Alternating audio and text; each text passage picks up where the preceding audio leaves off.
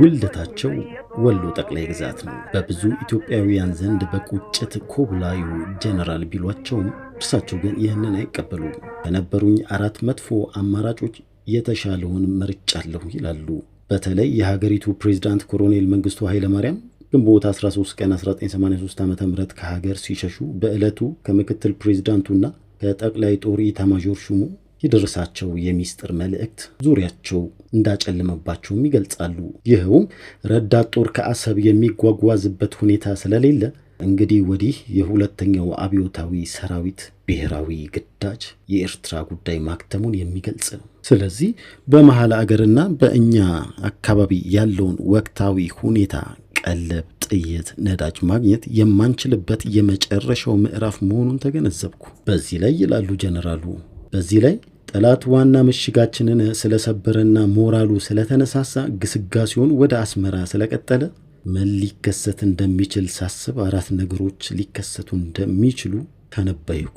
ይኸውም የህወሓት አባላት በገቡት ቃል ኪዳን መሰረት ረጅም ዓመታት ለውድናት ሀገራቸው መስዋዕትነትን ሲከፍሉ ኖረዋል። ስለሆነም ከአሁን በኋላ ቤተሰባቸውና ልጆቻቸውን ከሚደርስባቸው ከባድ ጭፍጨፋ ማትረፍ፣ በአስመራ ከተማ የሚኖረው በርካታ ሰላማዊ ህዝብ ከፍተኛ ጉዳት ሊደርስበት ስለሚችል ከዚህ አሰቃቂ ሁኔታ ማዳን፣ ከጥቂት ቀናት በኋላ ርዕሰ ከተማችንን በአስገንጣይ ወንበዴ መያዙን የወገን ሰራዊት ሲሰማ ራሱን መቆጣጠር ስለማይችልና ከስነ ስርዓት ውጪ ስለሚሆን በዚህ መሃል ያልታሰበ ጉዳት ከመድረሱ በፊት ሁኔታዎችን መከላከል።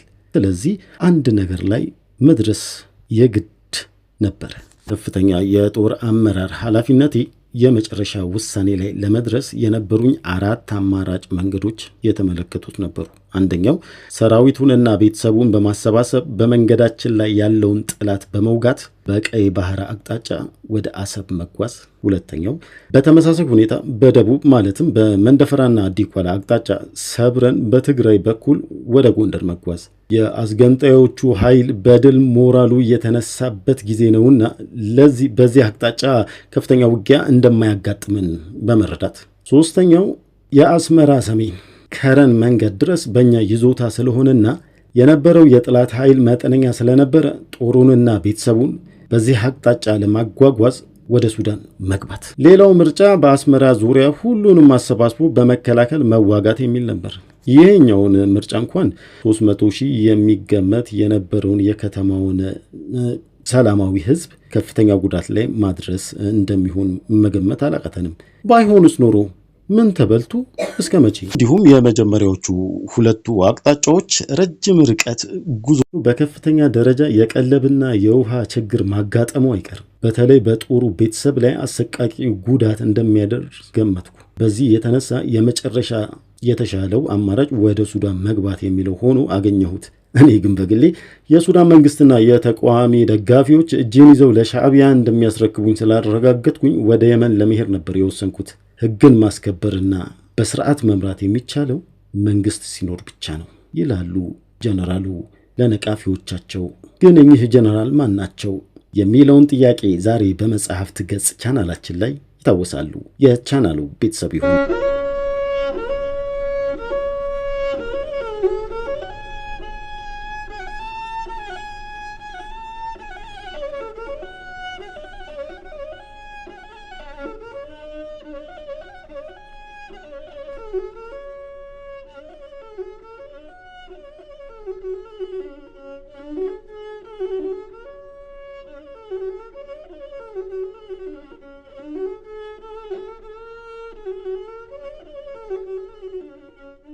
ወሎ ክፍለ ሀገር አውራጃ ከድጆ ወረዳ አባ መጣንጎራ በምትባል መንደር ገበሬ ቤተሰብ የካቲት 21 ቀን 1930 ዓ.ም ተወለድኩኝ። ተወለድኩበት አውራጃና ወረዳዎች ሁሉ ያለው የገበሬዎች መሬት ጋል መሬት እየተባለ ሲጠራ ሰማ ነበር። ኋላ ስለ መሬቱ ይዞታ ስገነዘብ ለካስ የገበሬው የራሱ የመሬት ባለቤትነት የሌለው መሆኑን ለመግለጽ ኖሮ ነዋሪው ህዝብ አብዛኛው ጭሰኛ ሆኖ ይኖራል። ተወለድኩበት ወረዳ በጠቅላላ የህዝቡ መሬት ለወረዳው ገዢ ለአንድ ደጃዝማች ተሰጥቷል። ሁሉም ገበሬ በሰብል ወራት አርሶ ዘርቶ አይዶና ወቅቱ ወደ ጎተራ ሲያስገባ ባላባቱ ማወቅ አለበት። በዚህ ሁኔታ ባላባቱን ሲያሳውቅ ቀርቶ ሲያርስ ወይንም በአውድማ ላይ እህል ሲወቃ የተገኘ በፖሊስ ታስሮ ከመሬቱ ይነቀላል። መሬቱም ለሌላ ሰው ይሰጥበታል። ከሁሉም በላይ የሚያሳዝነው መሬቱ የሚሰጠው ሌላ ክፍለ ሀገር ለሚኖር የመንግስት ባለስልጣን ወይንም ባለውለታ መሆኑ ነው። ስለዚህም የወሎ ገበሬ ልጆች በአዲስ አበባ ከተማ ለልዩ ልዩ መኳንንቶች በአሽከርነት ያገለግላሉ። ከዘመዶቼም ሆነ ከአካባቢዬ በእኔ ዕድሜ የነበሩ ብዙ ልጆች በዚህ አሳዛኝ የግፍ ስርዓት ውስጥ ዕድሜያቸውን ገፍተው ከ1967 ዓ.ም አብዮት ድረስ የቆዩ እንደነበሩ አውቃለሁ። የአባቴን ሁለት ወንድሞቻቸውን ርስት ለማድረግ ሲባል አባቴ ለወረዳው ገዢ የደጃዝማቹ አገልጋይ ለመሆን ወደ ደሴ ከተማ ገባ። ድል የሆነና ከዚህ የህይወት ምዕራፍ በኋላ ከገጠር ከብት ጠባቂነት ተላቀቅኩ። የፊደል ትምህርቴን ጨርሼ አማርኛ ማንበብ እንዳጠናቀቅኩኝ በመስከረም ወር 1940 ዓ.ም አንደኛ ደረጃ ንጉስ ሚካኤል ትምህርት ቤት ገባው። አባቴ መጻፍና ማንበብ ባይችልም የትምህርትን ጠቃሚነት የተገነዘበ ሰው ስለነበር ትምህርቴን በመገባ እንድከታተል ይመክረኝና ያስጠነቅቀኝ ነበር።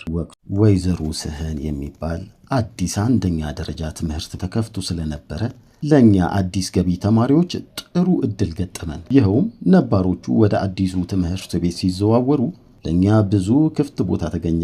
ይህ ብቻ ሳይሆን ጥሩ አማርኛ ማንበብ የሚችሉ ፈተናውን ካለፉ አንደኛና ሁለተኛ ክፍልን በመዝለል ሶስተኛ ክፍል መግባት ይችሉም ነበር። በዚህም መሰረት የአማርኛ ንባብ ፈተናውን በማለፍ ሶስተኛ ክፍል የመግባት እድሉን ካገኙት ውስጥ አንዱ ሆንኩ። ሌላው አጋጣሚ ደግሞ አምስተኛ ክፍልን ስንጨርስ ሰባተኛና ስምንተኛ ክፍል መከፈቱ ነበር። በዚህ አይነት ሁኔታ አንደኛ ደረጃ ትምህርቴን በ1945 ዓመት ጨረስኩ። ከስምንተኛ ክፍል በኋላ ለሁለተኛ ደረጃ ትምህርት ቤት የምንሄደው ወደ አዲስ አበባ ነበር። ከአዲስ አበባ የተላከውን ስምንተኛ ክፍል መልቀቂያ ፈተና ካለፉት ውስጥ ስለነበርኩ በ1946 ዓ.ም ተፈሪ መኮንን አዳሪ ትምህርት ቤት ገባው። አስተማሪዎቻችን የካናዳ ተወላጆች ፈረንጆች ነበሩ። በእርግጥ ምርጥ የሆኑ ተማሪዎች እንደነበሩን በኋላ ልገነዘብ ችያለሁ። በተፈሪ መኮንን ትምህርት ቤት ከየአቅጣጫው ከሁሉም ብሔረሰቦች የመጡ ተማሪዎች የተሰበሰቡበት ስለሆነ ከኤርትራ፣ ከሶማሌ፣ ከትግራይ፣ ከሲዳማ፣ ቦረና የመጡ ብዙ ጓደኞችን አፍርቻለሁ። ተፈሪ መኮንን ትምህርት ቤት ብዙ የእግር ኳስ ሜዳም ስለነበረው በልዩ ልዩ ስፖርቶች ውስጥ መካፈል ግዴታ ነበር። ጠንካራ ቅርርብም ነበረን። ታዲያ ለመጀመሪያ ጊዜ በአውስትራሊያ ኦሎምፒክ ኢትዮጵያ ስትካፈል ከእኛ መካከል በ4000 ሜትር ኢትዮጵያን ወክሎ ሰኢድ ሙሳ የሚባል ከሐረርጌ የመጣ ልጅ መካፈሉን አስታውሳለሁ። የንግድ ትምህርት ቤት ዝነኛ ስፖርተኛ ንጉስ ይርዋል በአጭር ርቀት በ100 ሜትር እንደተካፈለ ትዝ ይለኛል። በዚህ በአዳሪው ትምህርት ቤት በነበርኩበት ጊዜ መኝታ ቤታችን በሰራተኛ ይጸዳል። ምግባችን በሰዓቱ ተዘጋጅቶ ይቀርብልናል። በነፃ ሕክምና ይደረግልናል። መጽሐፍት፣ ደብተርና መጻፊያ በነፃ ይሰጠናል። ልብስ በዓመት አንድ ጊዜ እናገኛለን።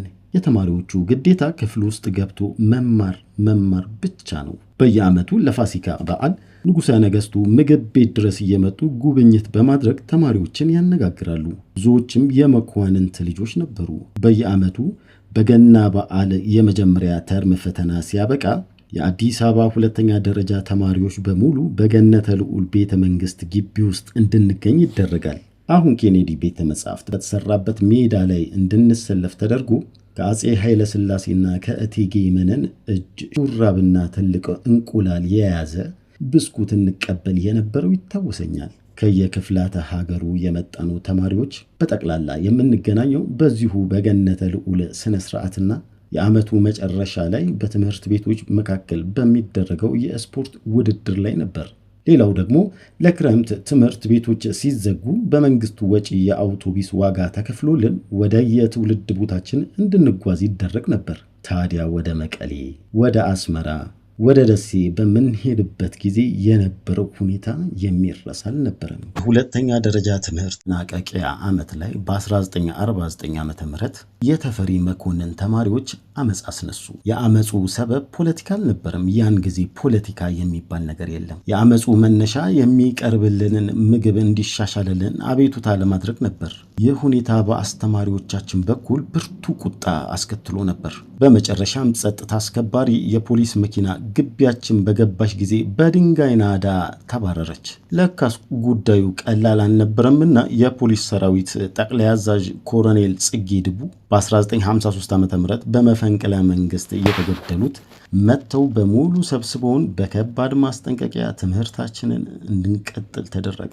ታዲያ አመጹን ካስነሱት ተማሪዎች አንዱ ነው ተብዬ ከሌሎች 3 ጓደኞቼ ጋር ወደ ሐረር መድኃኔዓለም ሁለተኛ ደረጃ ትምህርት ቤት እንድንዘዋወር ተደረገ።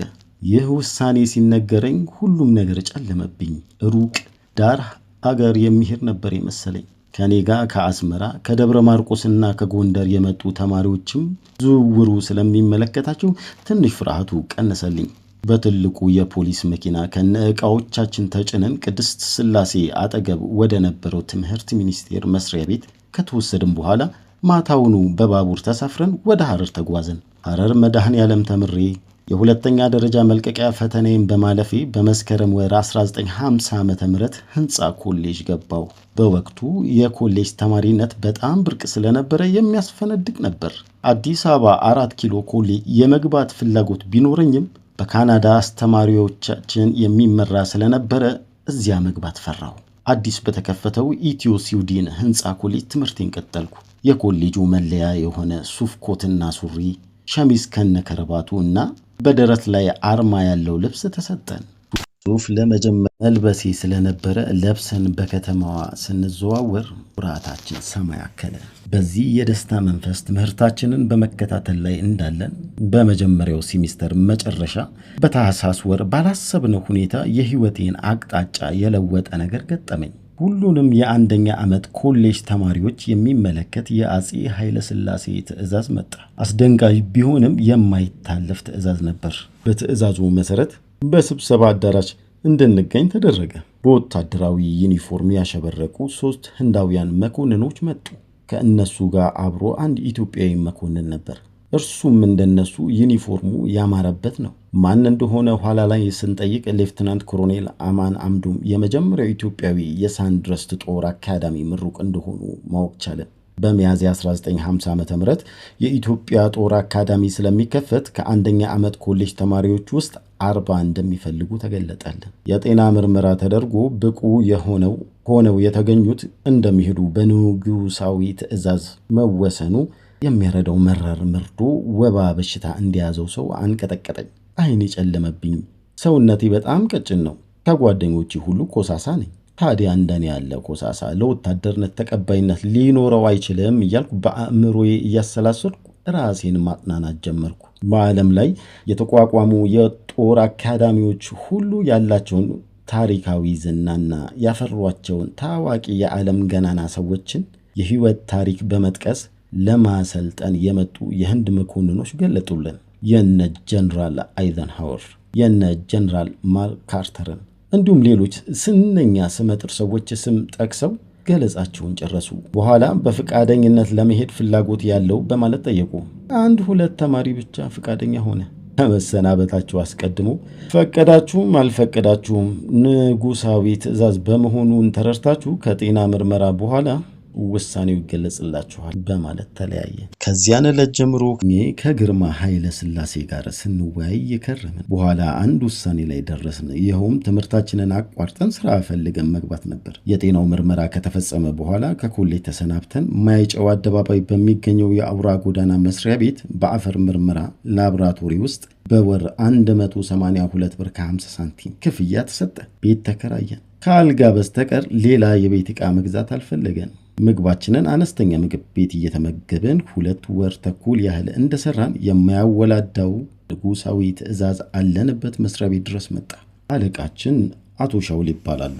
ከውጭ ሀገር በዲግሪ ተመርቀው የመጡ አዲስ ወጣት ናቸው።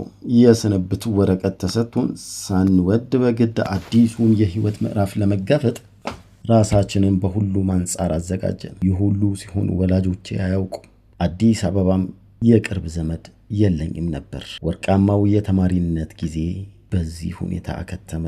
በሚያዝያ ወር 1950 ዓ.ም በሁሉም ኮሌጅ የተመረጥነው አጼ ኃይለ ሥላሴ ዘንድ ተጠርተን ገነተ ልዑል ቤተ መንግሥት ቀረብን። ወደ ሐረር ጦር አካዳሚ እንድንገባ ንጉሣዊ መመሪያ ተሰጠን። ሁሉ ነገር ያስፈራል። በዙሪያችን ወታደሮቹ፣ ሚኒስትሮቹ፣ ግርግሩ ያደናብራል። ንጉሣዊ ሥርዓቱ ሁሉ ያስጨንቃል። ከገለጹልን መመሪያ ውስጥ አንዱና ዋናው የኮሌጅ ትምህርታቸውን ፈጽመው ዲግሪ ከሚያገኙት የሲቪል ጓደኞቻችን ጋር በምንም አይነት መብታችን የማያንስ እንደሆነ የገቡልን ቃል ነበር። በማግስቱ ጓዛችንን ጠቅልለን በማታው ባቡር ድሬዳዋ ደረስን። በአዳዲስ መካከለኛ የአካዳሚው አውቶቡስ ሐረር ለጦር አካዳሚነት የተዘጋጀው ቦታ ደረስን። አሁን ሁሉም ነገር የምንፈጽመው በሰልፍ ሆነ። ወታደር ብሎ ነገር ሁል ጊዜ አንዱ ከአንዱ ኋላ ተሰልፎ መቆም፣ ግራና ቀኝ አስገብቶ እጅ ወደፊትና ወደ ኋላ፣ አንገት ቀና፣ ደረት ወደ ውጭ፣ ሆድ ወደ ውስጥ፣ አይን ወደፊት ብቻ ግራና ቀኝ መመልከት የማይፈቀድበት የኑሮ ዘይቤ ተጀመረ። አንዳንዱ እግሩና እጁ አይተባበርለትም። መሳቅና መቀለድ ቢፈልግ የአለቃው ቁጣና ጩኸት ጆሮ ያደነቁራል። አያቺ የተማሪ የተሳቀቀች ኑሮ በአእምሮዬ ውስጥ ብቻ ትውስ እያለች መረሳት ጀመረች። በእግር ሰልፉና መሳሪያ በመፍታትና በመቅጠም ብቻ 3 ወር ቆየን። አንዲትም ቀን ወደ ሐረር ከተማ ሳንወጣ 3 ወር አለፈ። በወታደር ቱታ ብቻ በሰፈር ቀን ተሌት በመልፋት የመራራዋን የውትድርና ሩጫ ቀጠለች። መጨረሻ ላይ የእግር ሰልፉን ብቻ ቅዳሜና እሁድን የቀን ፍቃድ እንደሚሰጥ ትዕዛዝ በሳንቃው ላይ ተለጠፈ። ለዝግጅት ቅዳሜና እሁድ ተሰጥቶን ስለነበረ ካኪ ሸሚዝና ሱሪያችን በካውየት ተኮሰ። ሸራ ቀበቶና ቢጫ ብረቱ ተወለወለ። ሰኞ ጠዋት አንድ በአንድ 3 ወር የተሰጠንን የሰልፍ አይነት በሻለቃው የሰልፍ አስተማሪ ፊት አሳየን። ያለፉት ስም ዝርዝር ተለጠፈ። በጣም ጎበዝነን ብለው የነበሩት ፈተናውን ወደቁና ኮረፉ። ለ2 ቀን እርስ በርስ መነጋገር ቀረ። ከ15 ቀን በኋላ ሌላ ፈተና ይሰጣል ሲባል እንደገና መነጋገር ጀመር። መጀመሪያ ካለፉት ውስጥ አንዱ ነበርኩ። ይህ የመጀመሪያው የውትድርና አገልግሎቴ ሁኔታ ብዙ ጊዜ እርስ በራሳችን ስንጨዋወት ከሚያስቁን አንዱ ነበር።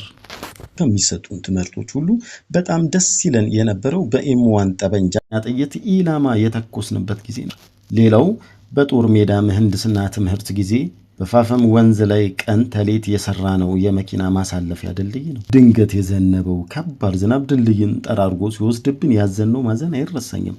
በጠቅላላ የካዴት 2 ዓመት ከ8 ወር ስልጠና ፈጽመን መስከረም 21 ቀን 1953 ዓ.ም ተመረቀ። አጼ ኃይለ ሥላሴ በምረቃችን ተው የምክትል መቶ እልቅና ማዕረግና የ2 ዓመት ኮሌጅ ዲፕሎማ ሰጡን። ከራስ በፊት ለሀገርና ለንጉሥ እስት በሚል እምነት ተቃይንተን ተመረቅን። ጥቅምት 1953 ዓ.ም ሆለታ ገነት ጦር ትምህርት ቤት በአሰልጣኝነት ተመድቤ ግልጋሎት ከ3 ዓመት በኋላ የቀረኝን የ2 ዓመት ኮሌጅ ትምህርት ለመቀጠል አዲስ አበባ 4 ኪሎ ኮሌጅ ህዝብ አስተዳደር ዘርፍ 3ኛ ዓመት ገባው። ሐምሌ ወር 1957 ዓ.ም በቢኤ ዲግሪ ተመረኩ። መስከረም ወር 1958 ዓ.ም በሀገር መከላከያ ሚኒስቴር ትዕዛዝ በተባበሩ መንግስታት የኢትዮጵያ ዓለም አቀፍ ወታደራዊ የሰላም ተቆጣጣሪ ልዑካን አባል በመሆን ወደ ህንድ ፓኪስታን ሄድኩ። የ6 ወር የሰላም ጥበቃ ግዳጃችንን ፈጽመን የተባበሩ መንግስታት የሰላም ሜዳይ ተሰጥቶን መጋቢት ወር 1958 ዓ.ም ወደ ሀገራችን ተመለስን። እናት ክፍሌ ሆለታ ገነት ጦር ትምህርት ቤት የአሰልጣኝነት ስራዬን ቀጠልኩ። መጋቢት ወር 1959 ዓ.ም ትዳር ለመመስረት ከፍቅረኛ የከበለጡ ምህረቱ ጋር የቃል ኪዳን ቀለበት አሰር። ጳጉሜ 1959 ዓ.ም የሻምበልነት ማዕረግ አገኘው። በመስከረም 1960 በምድር ጦር ጠቅላይ መምሪያ ትዕዛዝ ምድር ጦር ጠቅላይ መምሪያ መኮንኖች አስተዳደር ቢሮ ተዘዋውሬ አዲስ አበባ መጣሁ። ጥቅምት 17 ቀን 1960 ዓ.ም ከወይዘሮ በለጡ ምህረቱ ጋር ጋብቻችንን ፈጸምን። በዚሁ ዓመት የመጀመሪያ ልጄ ሙሉመቤት ተወለደች። በ1962 ዓ.ም ሁለተኛው ልጄ ቴዎድሮስ፣ በ1964 ዓ.ም ሶስተኛውና የመጨረሻ ልጄ ተመስገን ሲወለድ የሻለቅነትን ማዕረግ አገኘው። ከሁለት ዓመት በኋላ በየካቲት ወር 1966 ዓ.ም ህዝብ የለውጥ እንቅስቃሴ ተጀመረ።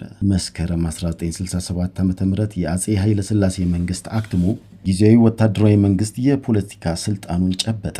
በታህሳስ ወር 1967 ለከፍተኛ መኮንንነት የአስተዳደር ትምህርት ለመከታተል ወደ አሜሪካን ሀገር ተላኩኝ። በትምህርት ላይ እንዳለው አጼ ኃይለ ሥላሴ ከዚህ ዓለም በሞት ተለዩ ተብሎ ተነገረ። ጥር ወር 1967 ዓ.ም የሌፍትናንት ኮሎኔልነት ማዕረግን አገኘው።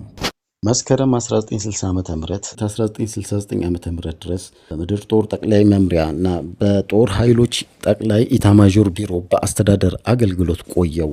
በሚያዝያ ወር 1969 ዓ.ም የሶማሊያን ወረራ ለመቋቋም የእናት ሀገር ጥሪ ሲታወጅ የሚሊሻ ብርጌድ አዛዥ ሆኜ በመመደብ በታጠቅ ጦር ሰፈር ወይንም ስጋ ሜዳ ኃላፊነቴን ጀመርኩ። ሐምሌ 1969 ዓ.ም በአስቸኳይ ለወታደራዊ ግዳጅ ብርጌድ ጦር ይዤ በአውሮፕላን አስመራ ገባው። ከዚያን ጊዜ ጀምሮ እስከ ግንቦት 13 ቀን 1983 ዓ.ም ድረስ በጦር ሜዳ ላይ በልዩ ልዩ ወታደራዊ ኃላፊነት እናት ሀገሬን አገልግያለሁ። በዚያን ጊዜ ውስጥ የሜጀር ጀነራልነትን ማዕረግ በማግኘት በኤርትራ የሁለተኛ አብዮታዊ ሰራዊት ጦር አዛዥ ለመሆን በቅቻለሁ። አቅሜ የፈቀደልኝን ያህል ለኢትዮጵያ ነጻነትና አንድነት ከቤቴና ከልጆቼ ተለይቼ በተለያየ ኃላፊነት አገልግሎት ሰጠሁ።